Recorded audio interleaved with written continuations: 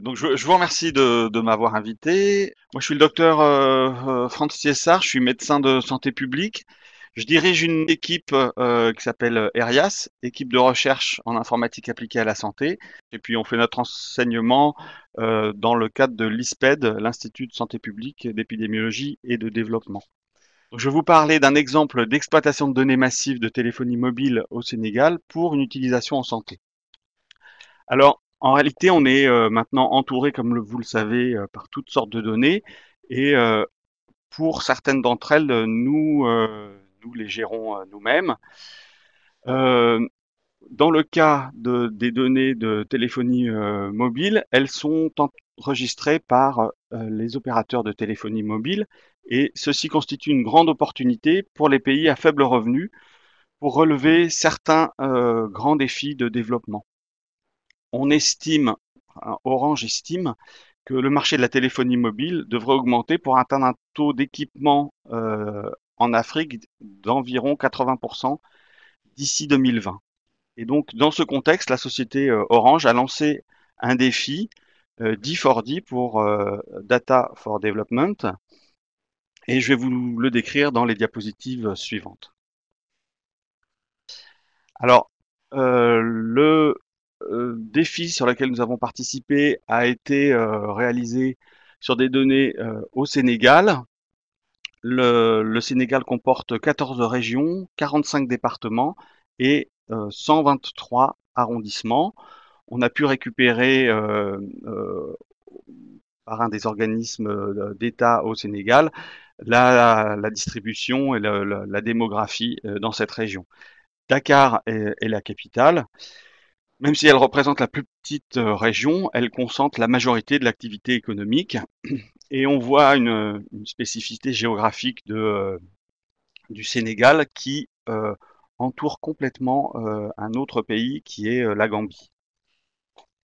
Alors, ce que je vais vous présenter, c'est d'abord le contexte du challenge D4D et puis les jeux de données qu'il donnait à disposition. Et puis après, je vous ferai voir comment nous, on les a utilisés, les objectifs de notre étude, le consortium et les données que nous, on a réellement utilisées, parce que vous verrez qu'on n'a pas utilisé tous les fichiers qui étaient disponibles. Et puis on verra un petit peu les résultats que nous avons obtenus. Alors ce challenge a été lancé en 2012 par la compagnie Orange de téléphonie. Cela a été fait en partenariat avec l'université de Louvain en Belgique et du MIT, le Massachusetts Institute of Technology. La première édition a eu lieu sur la période 2012-2013. Elle concernait la Côte d'Ivoire et elle avait mis à disposition des chercheurs les métadonnées de téléphonie de 5 mois d'utilisation dans ce pays. Pour le projet suivant, qui concernait donc le Sénégal, au lieu d'avoir 5 mois de données, on a eu 12 mois sur la période 2014-2015. Il y a, sur l'ensemble des deux challenges, il y a eu 360 projets qui ont été soumis.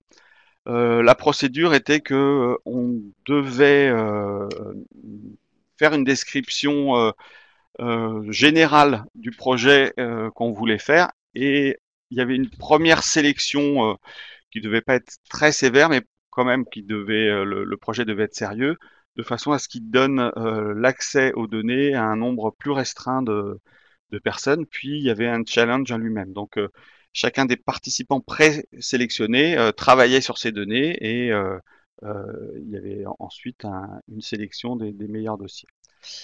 Il y en a eu donc 80 qui ont fait l'objet d'une étude plus poussée, donc 80 en 2013 et 60 en 2015. Les sujets couverts pouvaient être très variables. Ça pouvait être l'optimisation d'itinéraires de bus. Il y en avait qui étaient sur les mouvements de foule et les appels lors des feux sur la partie Côte d'Ivoire. Ça pouvait être étudier les politiques de confinement des maladies, par exemple. Pour le projet d'I4D Sénégal, c'est la société Sonatel et le groupe Orange qui ont eux-mêmes anonymisé les données disponibles, qui ont été extraites uniquement à partir du réseau de Orange. On verra dans les limites. Ce n'est pas le seul opérateur dans ce pays et donc on, on a un petit biais de sélection de ce point de vue-là, puisque les tarifs peuvent être différents entre autres opérateurs et on n'a donc qu'une population qui utilise ce réseau. Les données ont été disponibles d'avril 2014 à avril 2015 et on devrait soumettre notre projet le 31 décembre 2014, ce qui nous a fait tous passer un très bon réveillon. Nous l'avons nous-mêmes déposé juste à la limite. Il y avait 5 sujets prioritaires: la santé, l'agriculture, les transports et urbanisme, l'énergie et les statistiques nationales. Alors, quelques exemples de projets qui ont été déposés. C'est pas des projets qui ont été déposés, c'est il y avait des recommandations ou des aides pour suggérer des sujets qui étaient probablement issus du Sénégal.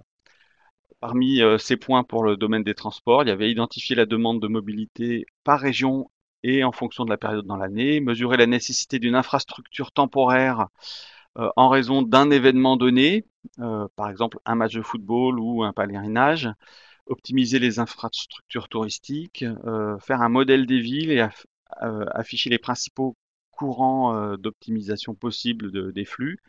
Et puis, il y avait aussi mesurer l'impact avant-après l'introduction d'événements ou de structures.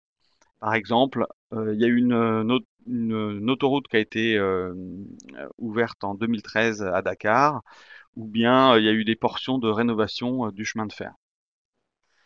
Dans le cadre de la santé, il y avait quelques suggestions: faire une cartographie des facteurs déterminants des maladies non transmissibles, regarder quelle était l'accessibilité aux formations en santé, aux universités, les caractéristiques des besoins de soins dans les milieux ruraux et urbains, essayer de retrouver une corrélation entre pauvreté et santé, étudier la santé selon les groupes ethniques, tenter de faire une corrélation entre l'accès à l'eau et la santé, essayer de voir quelles étaient les conditions d'accès aux soins, la distance moyenne des centres de soins, les emplacements de centres de vaccination, la situation géographique des médecins, et puis essayer de faire des simulations d'épidémie. Quand le projet a été lancé, c'était tout à fait d'actualité puisqu'il y avait une propagation du virus Ebola et au moment où on avait les données, il y a eu une fermeture de la frontière avec la Guinée en raison de cette épidémie. Alors, il y a eu une transformation des données et un filtrage des données par Orange. Les critères d'inclusion étaient donc des données de 2013, alors que le challenge avait lieu de 2014 à 2015. N'ont été prises que les données des plus gros utilisateurs de téléphones mobiles, c'est-à-dire ceux qui utilisaient leur téléphone au moins une fois dans 75% des jours. Donc des gens qui appellent quasiment tous les jours au moins une fois avec leur téléphone ou qui envoient appels ou SMS. À l'inverse, ont été exclus les utilisateurs qui utilisaient plus de 1000 fois leur téléphone par semaine pour 1000 correspondants différents ou pas. L'hypothèse étant que ceux qui étaient d'énormes utilisateurs de ce type-là étaient soit des machines, des répondeurs automatiques, soit, et ce qui est une pratique assez courante en Afrique, le fait que ce soit des téléphones partagés et que ces téléphones sont utilisés un peu comme une cabine publique et donc on sait qu'un tel a un téléphone et de ce fait on a beaucoup plus de communication mais qui n'était pas le reflet d'un individu, donc ils ont été exclus. Alors on a 3 gros jeux de données disponibles. Le premier dataset comporte 1 an de communication de site à site pour quand je parle de site, ce sont des antennes, les antennes relais, donc c'est des téléphones cellulaires et donc ce que nous avons, c'est les coordonnées géographiques exactes de chacune de ces antennes. Et donc on a 1 an de communication d'antenne à antenne avec une base horaire, c'est-à-dire que on peut pas savoir à la seconde près ou à la minute près euh, euh, à quel moment a eu cette communication, mais d'une façon grossière et sur 1 an, on a ce détail. Le deuxième jeu de données est un jeu de données avec le même niveau de précision fin, antenne par antenne. On a 25 périodes de 2 semaines et sur ces périodes-là, ont été sélectionnés 300 000 tirés au sort 300 000 euh, utilisateurs pour lesquels on a l'heure exacte d'appel et la personne qui est appelée. Donc on a l'identité de l'appelant anonymisé, l'identité de l'appelé anonymisé et leur localisation avec l'identité de l'antenne précise de chacun d'eux avec le détail. Et puis enfin, on a mais donc c'est sur des périodes un peu plus courtes, 25 périodes de 2 semaines. Et puis on a un troisième jeu de données avec 1 an de communication, mais cette fois sur un secteur plus grossier, on est au niveau de l'arrondissement, au lieu d'avoir 1666 coordonnées très précises, on sait que les appels viennent d'un arrondissement, on a 123 arrondissements. Et donc ces données-là sont collectées pour 150 000 utilisateurs qui ont aussi été tirés au sort. Les tirages au sort étant éventuellement pas sur les mêmes personnes pour les 3 jeux de données. Alors voici à quoi ça ressemble. Là, on a le dataset 1, c'est le trafic d'antenne à antenne. Et donc vous voyez, ce sont des fichiers très simples, des fichiers CSV qui nous ont été communiqués, un fichier que vous pouvez charger dans n'importe quelle base de données, n'importe laquelle, mais quand même un petit peu costaud, puisque là, il y avait, pour ce premier fichier, 1 milliard de tuples, 1 milliard de lignes avec ces informations. Donc, on avait 25 fichiers en tout. Vous avez comme champ, donc là, on a juste mis 2 exemples de fichiers. Le premier, vous avez la date et l'heure. Deuxième, mais vous voyez que vous n'avez uniquement l'heure 23h 0h, par contre la date précise. Vous avez l'identité du site qui appelle, l'identité du site qui reçoit, sachant que l'identité n'est pas l'adresse du correspondant ou de la personne qui appelle, mais bien l'identité de l'antenne. C'est-à-dire que on y reviendra tout à l'heure, nous n'avons pas la possibilité de savoir exactement où est la personne. Si l'antenne est à 100 mètres de chez vous et que c'est sur cette antenne que le téléphone mobile se connecte, eh bien, on a un cercle de 100 mètres autour. On sait simplement que la personne était dans cette zone-là. Ensuite, vous avez le nombre d'appels entre ces 2 sites et puis la durée moyenne des appels sur cette période. Donc, c'est regroupé toutes les heures. Et puis, vous avez la même chose avec le nombre de SMS, par exemple.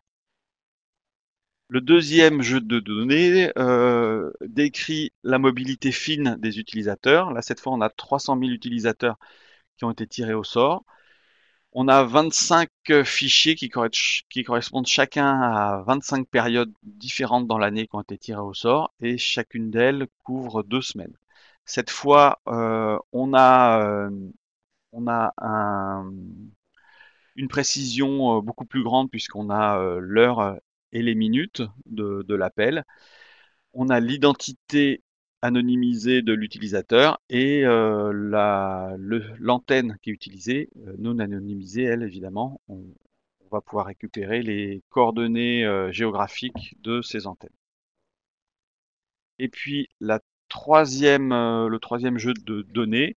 Cette fois, vous avez les trajectoires, les déplacements au niveau grossier, arrondissement, donc à peu près de 150 000, enfin en réalité 146 352 utilisateurs qui ont aussi été tirés au sort. Et donc là, à nouveau, vous avez le détail pour chacun des utilisateurs de ces déplacements. Alors, j'insiste sur le fait que on a deux genres de types de données. Vous avez les données d'un appel, et c'est pour ça que vous avez la durée d'appel, vous avez l'identifiant de la personne qui est appelée, anonymisé encore une fois, hein.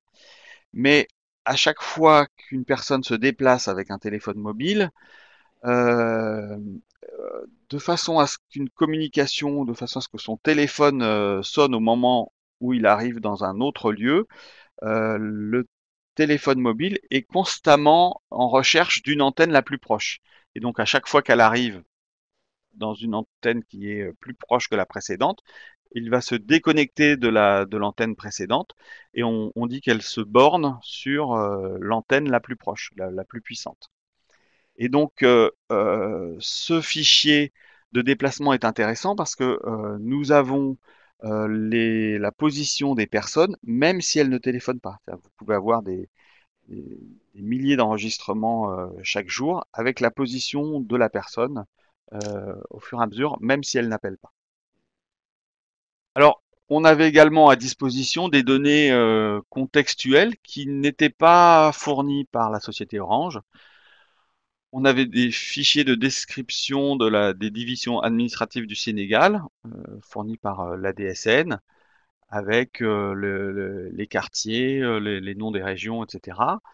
On avait à disposition, pour ceux qui le désiraient, des données météorologiques qui étaient elles aussi découpées avec des zones géographiques. Et puis on avait des données démographiques et socio-économiques. On pouvait également utiliser des données ouvertes comme OpenStreetMap, Paris 21 par exemple. Alors, vous avez ici les projets qui avaient été retenus en 2013, 2 ans avant. Et donc, vous avez, c'était donc des données qui concernaient non pas le Sénégal, mais la Côte d'Ivoire. Et donc là, vous aviez sur le premier un, qui avait eu un prix, c'était l'exploitation des données cellulaires pour euh, voir les campagnes d'information dans les stratégies d'épidémie. Le deuxième en dessous, c'était l'étude de la mobilité dans les transports en commun, etc. Le troisième était sur l'analyse des catégories sociales.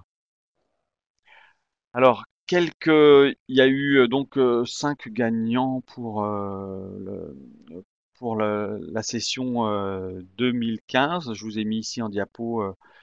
Alors, c'est pas très fair-play parce que j'en ai mis 3. On était 5 et j'ai oublié le quatrième. Ça doit dépasser en dessous. Et donc, nous, on a eu la chance d'avoir un des prix sur ce projet-là. Alors, vous allez voir que on était à la fois fiers et un peu confus parce que ce que nous avons fait est finalement vraiment très simple. Alors, c'est vrai que les données n'étaient pas obligatoirement très fouillées avec beaucoup d'informations, enfin beaucoup de types d'informations, mais voilà, on a fait ce qu'on pouvait et surtout on a essayé d'exploiter, essayer de faire le lien entre des données qui sont pas du tout, qui sont totalement anonymisées avec des données qui puissent être utilisées en santé. Donc notre objectif, c'était le fait que il pouvait y avoir un problème d'emplacement des structures de soins pour maximiser la couverture de la population, en particulier pour des urgences médicales absolues pour lesquelles le temps d'accès aux soins est très important. Et donc on voulait évaluer les risques de complications dus au fait que des patients ne pouvaient pas accéder à des soins dans un temps court pour des pathologies qui étaient fréquentes et qui étaient présentes évidemment au Sénégal. Et donc, on voulait essayer de montrer quelles étaient les zones géographiques dans lesquelles l'absence d'un hôpital pouvait entraîner la mort ou des séquelles graves grâce à l'utilisation des données mobiles. Alors, certaines maladies nécessitent une intervention médicale vraiment très précoce. Et si il n'y a pas de soins appropriés, cela peut entraîner soit la mort du patient, soit des séquelles graves. Et ce qu'on a fait, c'est d'utiliser deux cas d'utilisation.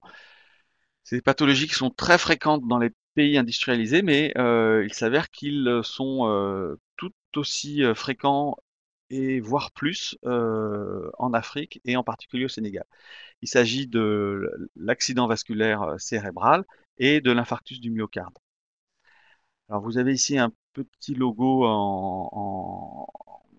une affichette qui concerne l'AVC, qui est assez bien trouvé, qui dit FAST, c'est-à-dire que si vous avez euh, une déformation de la face ou si vous avez un bras qui descend, si vous avez des problèmes d'élocution, alors il faut appeler en urgence les services hospitaliers, le SAMU ou les services d'urgence.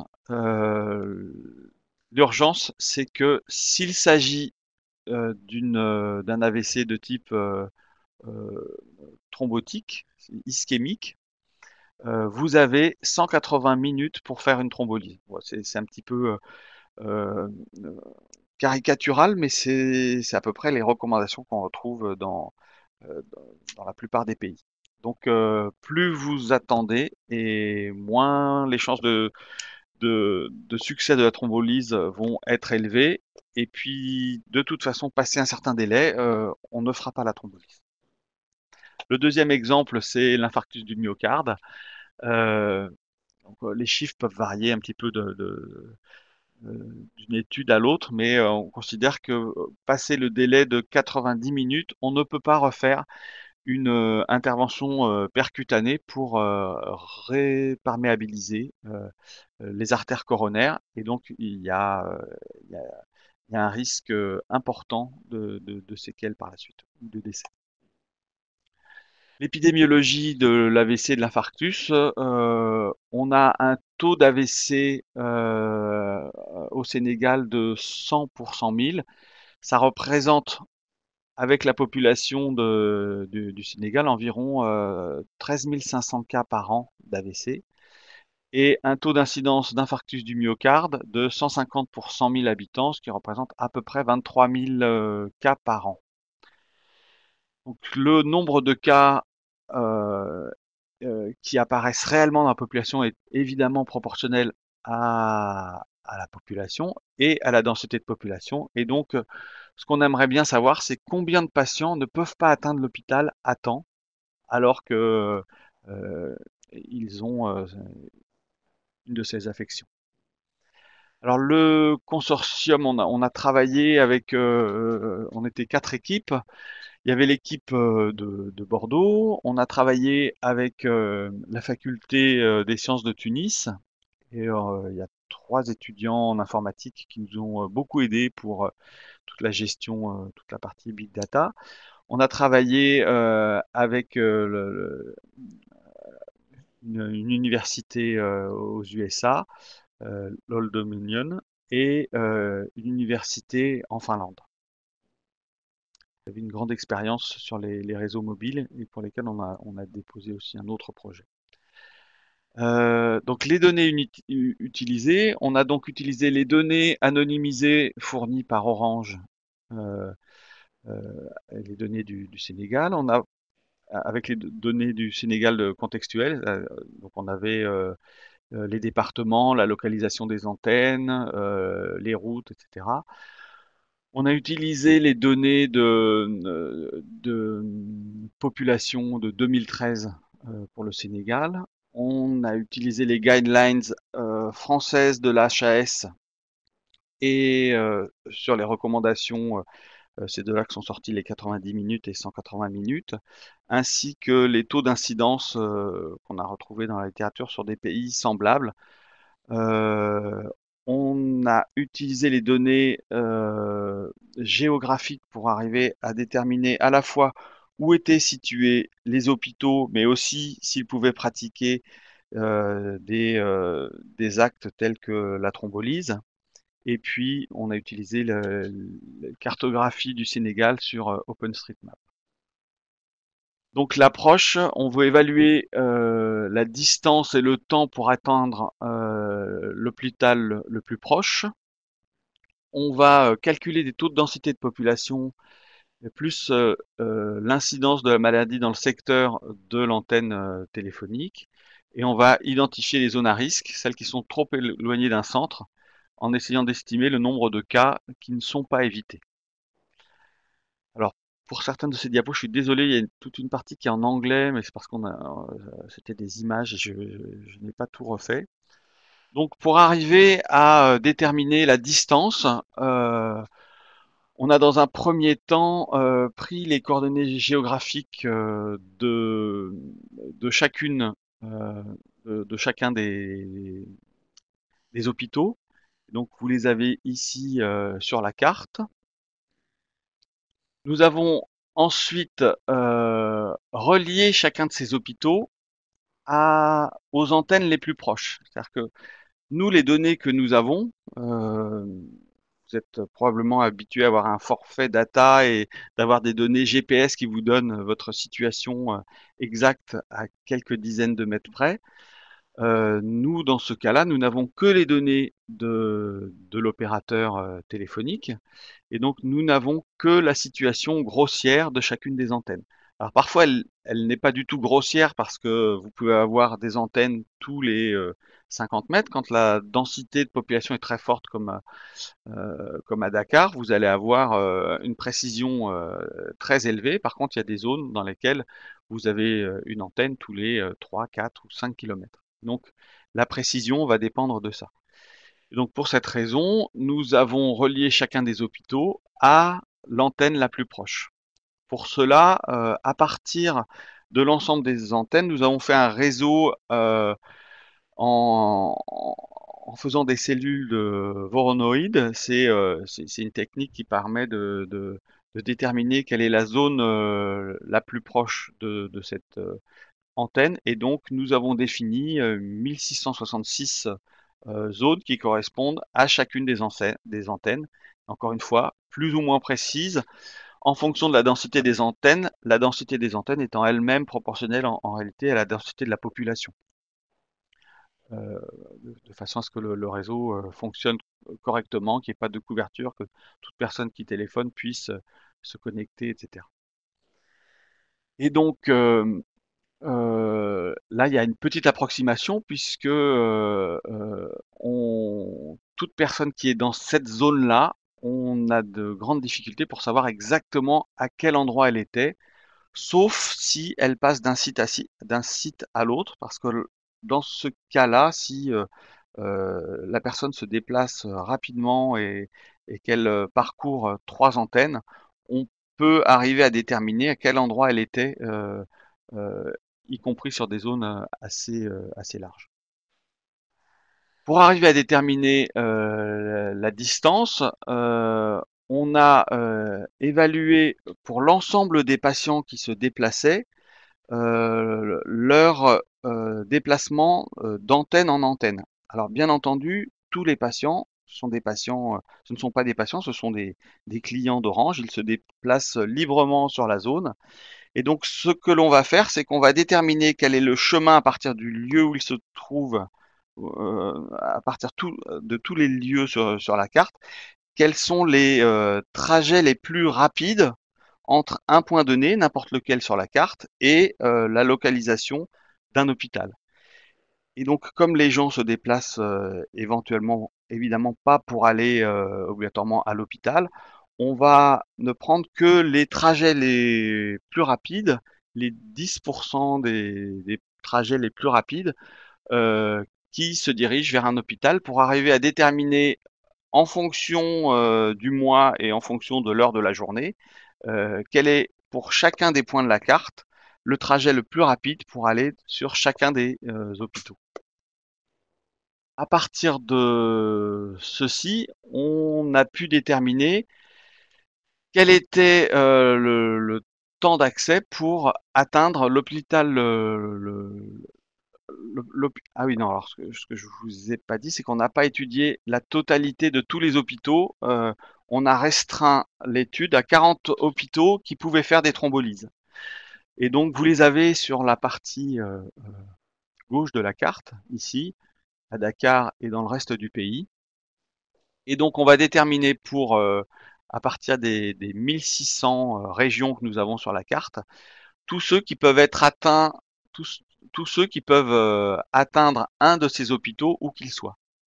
Donc ici sur la carte de droite, on a repris le réseau qui nous aide, qui nous permet de déterminer les zones qui sont à chaque fois centrées par l'antenne, dans lesquelles nous avons positionné ces 40 hôpitaux. Et donc vous avez en vert toutes les zones qui peuvent être atteintes, qui peuvent atteindre un de ces hôpitaux en moins de 90 minutes. Vous avez en jaune toutes les zones du pays dans lesquelles vous pouvez atteindre un hôpital entre 90 minutes et 180 minutes. Et puis en rouge, toutes les zones euh, qui n'ont pas d'hôpitaux, vous voyez ça sur la carte, et pour lesquelles il faut plus de 180 minutes pour atteindre un hôpital. Ce que nous avons fait ensuite, c'est que nous avons pris les données de la population au Sénégal à partir des recensements et nous avons ajusté ces données-là sur l'ensemble euh, euh, sur la densité des personnes qui étaient sur chacune des antennes. Donc vous pouvez ajuster votre population au cours du temps ou même au cours de la journée. Vous pourriez arriver à voir que des personnes vont d'une région à une autre parce que il y a une ville qui est plus dortoir et puis une zone industrielle par exemple et les gens se déplacent pendant 1 heure et vont dans cette zone-là. Et donc à partir de ceci, nous avons donc la carte alors soit mensuelle, soit au cours du temps, au cours de la journée. Vous avez la densité de population. On a ajusté les données officielles de la population du Sénégal, ajustées sur les données qu'on a de téléphonie mobile, de présence dans chacune de ces zones. Et donc, pour arriver à voir quelles sont les zones dans lesquelles vous pouvez avoir des infarctus du myocarde, on a fait la différence entre ces deux cartes. C'est-à-dire que vous avez, je reviens sur la carte précédente, les zones pour lesquelles il vous faut moins de 90 minutes, moins de 90 minutes pour les atteindre, les zones où vous avez entre 90 et 180 et les zones où vous avez 180 minutes. Et ceci, on va faire une différence avec la population qui est réellement présente dans ces zones. Donc là, vous voyez, évidemment, à Dakar, il y a une très forte population, mais dans les zones désertiques, vous n'avez quasiment personne. Donc ça peut être pas obligatoirement gênant qu'il n'y ait pas d'hôpital dans une zone où il n'y a personne, évidemment. Et donc sur ces cartes-là, on a fait la différence. C'est-à-dire que sur cette carte, vous voyez l'ensemble des zones avec le nombre de victimes estimées à partir du nombre de personnes et du taux d'incidence de la maladie, du fait d'avoir un AVC. Donc ici, vous avez en gris environ moins de 5 personnes qui ont un AVC et qui n'auront pas pu atteindre un hôpital à temps. Et dans les zones jaunes, vous avez entre 5 et 25 personnes tous les ans qui ont un AVC et qui n'ont pas pu atteindre l'hôpital à temps. Pour l'infarctus du myocarde, le délai était de 90 minutes et donc vous avez toujours en gris toutes les personnes, toutes les zones dans lesquelles vous avez moins de 5 personnes qui auront probablement un infarctus du myocarde et qui ne pourront pas atteindre un de ces hôpitaux.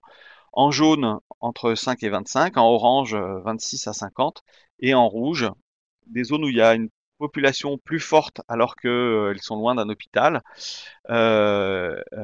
ici et ici, où vous avez entre 50 et 100 personnes qui auront probablement un infarctus du myocarde et qui ne pourront pas atteindre un hôpital.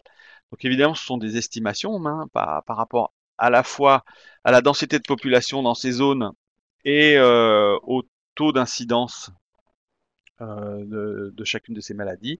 Mais donc ça représente 432 personnes qui ont une perte de chance du fait de l'absence d'hôpital pour l'AVC et 4200 personnes qui auraient un infarctus du myocarde non traité, ou en tous les cas, ils seront probablement traités, mais qui ne sont pas proches d'un des 40 centres qui ont été définis.